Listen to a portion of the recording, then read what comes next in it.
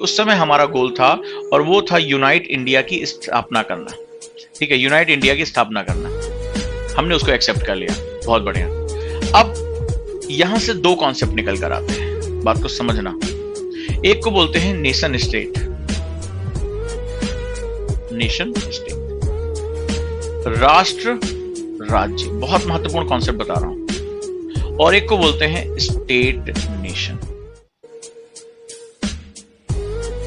राज्य राष्ट्र।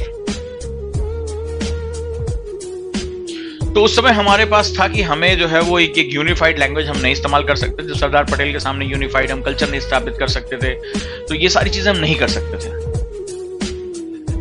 हमारे सामने था कि हमें दोनों कॉन्सेप्ट को एक साथ लेकर चलना है, ये दोनों कॉन्सेप्ट, एक नेशन स्टेट का कॉन्सेप्ट और एक स्टेट नेशन का।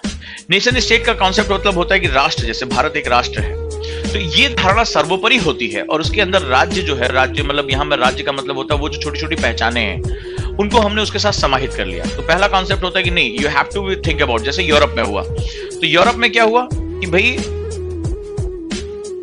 एक राज्य, एक राष्ट्र, one nation, one language, one religion, इस तरह का जो सेगमेंट जो है वहां पे डाल दिया गया कि भाई सब कुछ जो होगा, एक राष्ट्र है, एक तरह का झंडा होगा, एक तरह का जो है वो राष्ट्र का जो पहचान होगी, एक तरह की भाषा ही बोली जाएगी। और वहां पर जैसे फ्रेंच हो गया, जर्मन हो गया, इंग्लिश हो गया, इन्होंने अपना सेटअप करके रखा। तो ऐसी कंडीशन में जब आबादी कम होती है और आप जो है वो ढेर सारे जो प्राचीन संस्कृत नहीं होती और आप एक वे में फ्लो कर रहे होते हो तो आपके लिए आसान होता है। लेकिन यूरोप को भी इसकी कीमत चुकानी पड़ी थी। जब हम यूरोप को देखते हैं तो इतने छोटे क्षेत्र में कहीं जर्मन बोली जा रही है, कहीं स्लोवाकिया में अलग लैंग्वेज है, कहीं फ्रेंच बोली जा रही है, कहीं ब्रिटिश बोली जा रही है। आगे चलकर हम देखते हैं कि इनमें आपस में घर्षण बढ़ता चला जा रहा है और जो राष्ट्र राज्य का कॉन्सेप्ट था, जो नेशन स्टेट का कॉन्सेप्ट था, उसने सुपेरिटी क्रिएट की और आपस में इनमें क्या हुआ, संघर्ष होना शुरू हो गया। ये दूसरे लैंग्वेजेस को सम्मान नहीं दे पाए, दूसरे कल्चर को सम्मान नहीं दे पाए और आगे चलकर तो जो नाजिज्म वाला केस हुआ तो उसको तो आप जानते ही हैं और भयानक जो है वो युद्ध का सामना इन्हें करना पड़ा।